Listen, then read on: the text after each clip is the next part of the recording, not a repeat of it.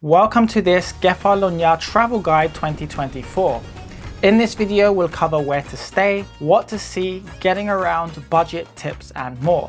Now, this video was based on my recent trip at the end of July, beginning of August, where I stayed in Kefalonia for 2 weeks. And after doing some initial research, most of the YouTube videos were AI-based, and I wanted to add my personal touch, especially as someone who's Greek.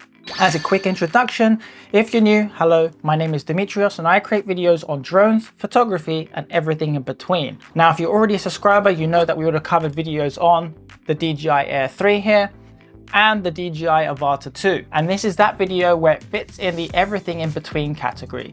Everything that you will see in this video was actually captured with either of these two drones or my camera, the Sony a6700, which we'll be covering in future videos. So if you're interested about learning this camera or anything else to do with drones and photography, subscribe to stay up to date. Now let's take a look at Kefalonia and what this island has to offer. Kefalonia is the largest Ionian island in Greece. It's famous for its beautiful beaches, clear waters, and scenic landscapes. The island's rich history and vibrant culture makes it a perfect blend for relaxation and adventure. Now let's start off where to stay when you come to visit Kefalonia. Now, there are various towns on the island where you can stay. However, the one I would recommend would be close to Argostoli, which is the capital. Now, when I was booking, I happened to stay in Lassi, which is literally a 10-minute walk to Argostoli. And as I was staying for 2 weeks, I needed something a little bit budget friendly. However, there are all sorts of apartments from luxury to budget, including Airbnbs. Now, I stayed at Metaxatos Apartments, which is a perfect fit. This is an apartment style complex where they have various rooms available that will suit all your needs. It's in a great location based in Lassi with a strip full of restaurants, or like I said earlier, it's literally a 10 to 15 minute walk to the capital and only a 2-minute walk to the local beach. However, there are several other beaches that you could either walk to or get a short cab ride to. Wherever you're looking for in terms of vacation, staying around this area will probably be your best bet as it's centrally most located, making it an hour away to each destination that you may want to travel to. And this leads on to a great segue in what to see in Kefalonia. Now, to simplify this, I'm just going to take you on the days that I traveled and the route that I took. And obviously you can chop and change as you wish.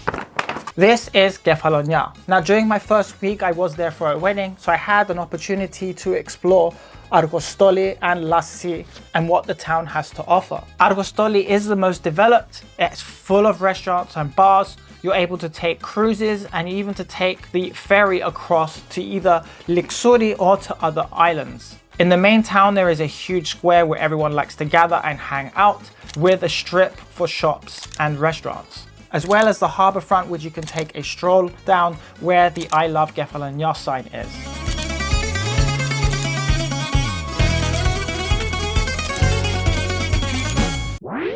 Now, in my second week, this is where I rented a car, and I will cover more about this later on in this video when we come to getting around. However, after hiring the car, my first trip involved going all the way up to Fiskardo. I decided to go all the way up north and then make my way back to the stops that I wanted to go. Fiskardo is a small, picturesque fishing village. It's about 45 minutes to an hour's drive. You have plenty of scenic photo opportunities en route as you pass Myrtos Beach and Assos, which we'll come to in a moment. Here you're able to enjoy loads of restaurants and local cuisine, such as fish and octopus, which I highly recommend you try. However, when I stopped for lunch, my favorite place was to avoid all the tourist area and go somewhere called St. Nick's Tavern, which is all the way on the other side, up on a hillside and with a better panoramic view of the harbour, where you can watch the busy harbour front and the boats avoid each other as the ferry goes back and forth to and from the mainland island. For lunch, I had a lovely fresh sea bream and traditional Greek salad with loads of Greek olive oil. The other highlights areas that I visited when I was up in Fiskardo, Myrtos Beach, which is really popular because when I went to this beach after lunch, it was just too busy and I wanted something more peaceful to chill out and relax on. However, this was in high tourist season as well. A second option would be Zavalata Beach, which is actually located in Fiskardo, and this was a little bit more secluded and remote. However, it is a smaller beach. but the waters are just as blue. Now from Fiskardo, I made my way down to Assos, and this is probably my favorite place in Kefalonia, as it's a halfway point as well between Fiskardo and Argostoli. It reminds me a lot of the French Riviera. I found a lot of Italian speakers here, as they do get a lot of Italian tourists. Greece is neighboring country with Italy. Other than enjoying a relaxing day at the beach, there are plenty of restaurants and bars here for day and night. And if you walk across to the castle up top, there is also an abandoned prison and some viewpoints. Make sure you take a good pair of walking shoes and a big bottle of water for each of you, as it does get very hot depending when you go for your walk to this part of the island. You will be there for at least a few hours. Now on my way back from Assos, I stopped at the famous Myrtos Beach. And here is a fun fact you didn't know about Myrtos Beach. Other than its amazing blue waters, this is actually where they filmed the 2001 film Captain Corelli's Mandolin, where they were at the famous beach scene. This is that beach. The best part of this beach is you take 2 steps in and your head is already underwater. It's a very deep sea here, so I couldn't even touch the bottom. But this is a lovely beach. Some beds you do have to pay for. I'm guessing this is only during the main tourist season and they would put them away during the winter. But there's also a local bar or cafe to get some snacks and some drinks. If you ever visit Kefalonia, this is definitely one of the beaches that you have to come and visit. There are also some great scenic viewpoints between Assos and Myrtos Beach if you wanted the higher vantage point, unless you have a drone like myself, such as the DJI Air 3, where you can capture some of the views.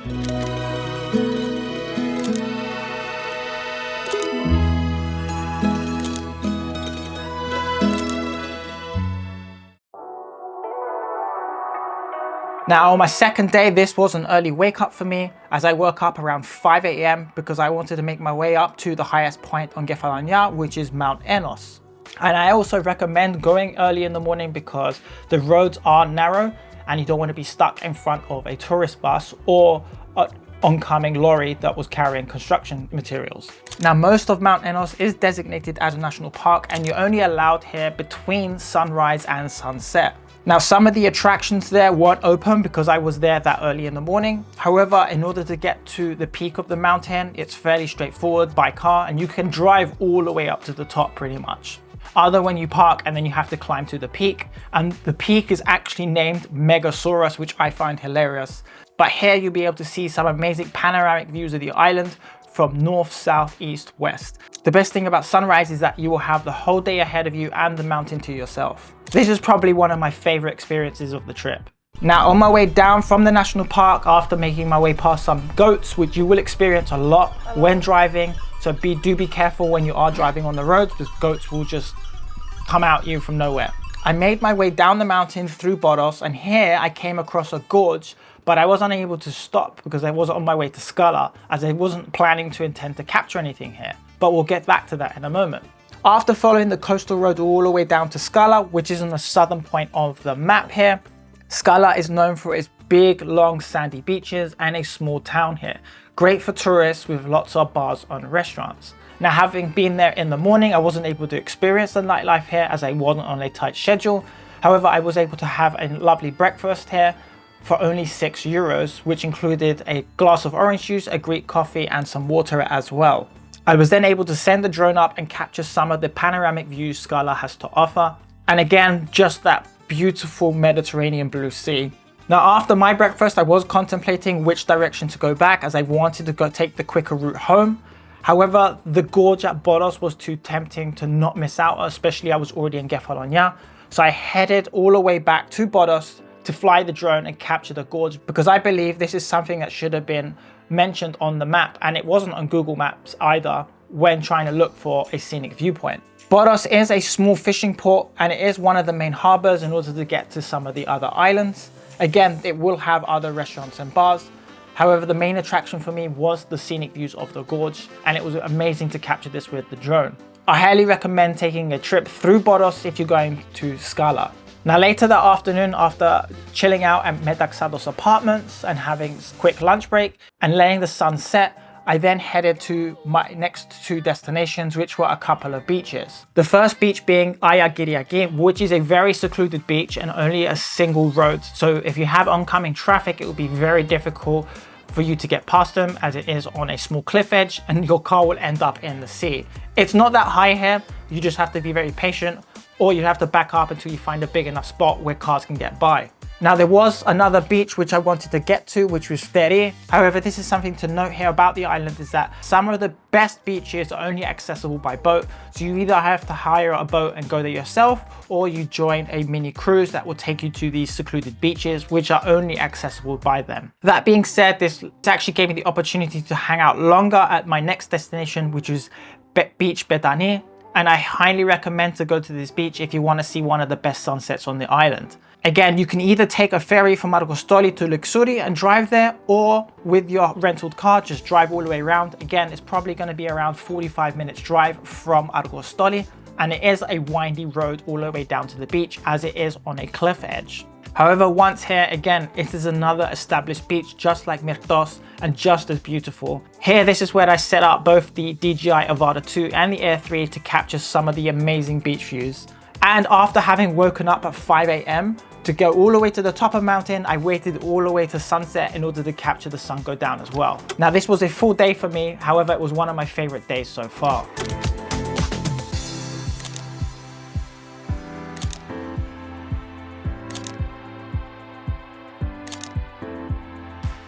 Now on day 3, I wanted to go and explore the east side of the island, Sami. And here there are a few natural wonders that you can see, which is Melissani caves and Drogarati caves as well.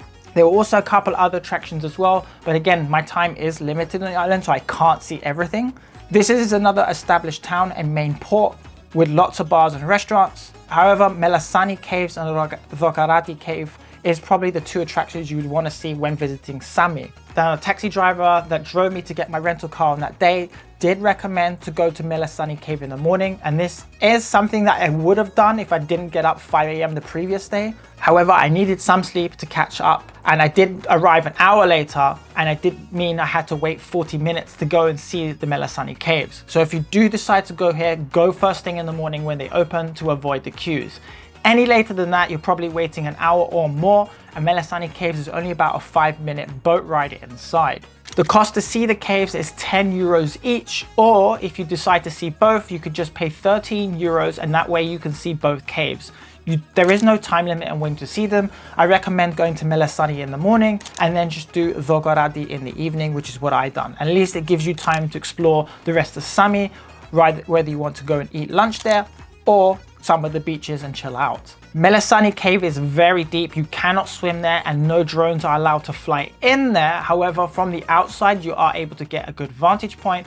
And this is something that I had a benefit of with the DJI 3. Having a 70mm lens on there, I'm able to get closer shots, but be at a distance. It was actually quite refreshing as well to be in a cave, which was cooler as well, because Kefalonia is a very hot country. So it was a nice relief for those 5 minutes. Now, the next stop was a old abandoned lighthouse, which I wanted to get to, which isn't on this map here. However, I did find this on Google Maps. I had to park the car and it was a 15-minute hike.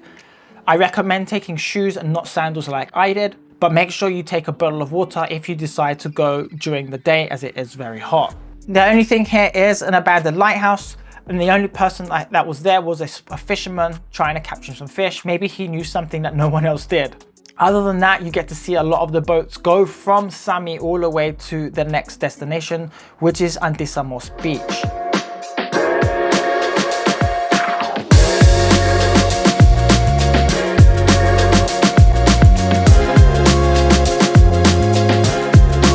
This is probably one of the most famous beaches near Sami, and it's a big, large beach area with several restaurants. Now, some of the sunbeds here are free so long as you spend money within the restaurants, whether it's food or drink. This is probably something you'll end up doing anyway because it's so far away. Just spend the whole day at the beach and enjoy yourself and enjoy your vacation.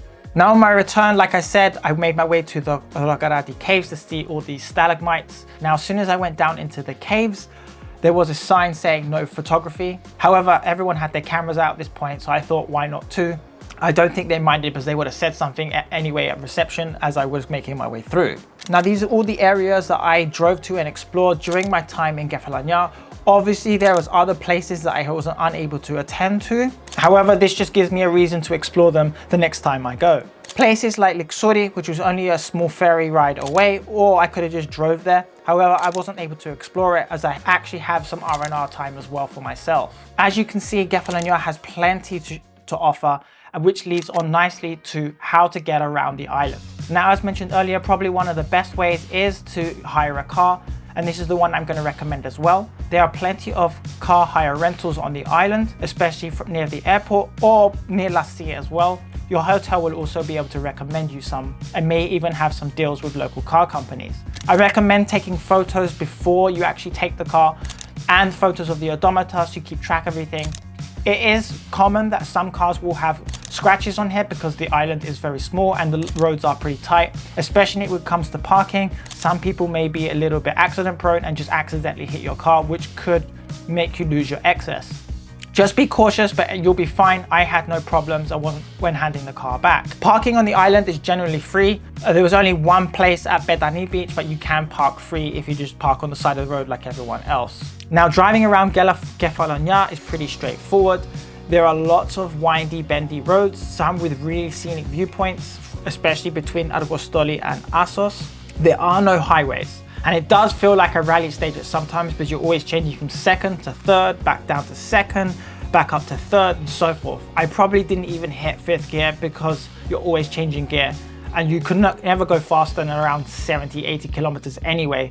If you're not so confident as a driver, just take it easy. And as mentioned in the beginning of the video, if you're based in Argostoli, most of the locations getting around the island is pretty much half an hour to an hour maximum. Another way of getting around the island is by taxi. Now, from the airport to Lassi, Argostoli, it is a flat fee of 25 euros. However, once you're in your destination and you want to go from place to place, so Lassi to Argostoli and back and forth, it's only going to cost you around 8 euros or so to go back and forth. However, if you want to do longer travels, like going to Fiskardo or Skala, taxi is probably going to cost you a little bit more and maybe not as practical, and probably be better either to hire a car or go on a coach with other tourists. These excursions will be available at hotels. Just ask the receptionist at your hotel if there are any excursions available to these destinations. Now, public transport, the island was pretty much almost non-existent from what I saw. There's obviously going to be some buses that run in the main towns, but I didn't see anything going from town to town. Again, these will be down to the excursions with your travel agent or with organized with the hotels.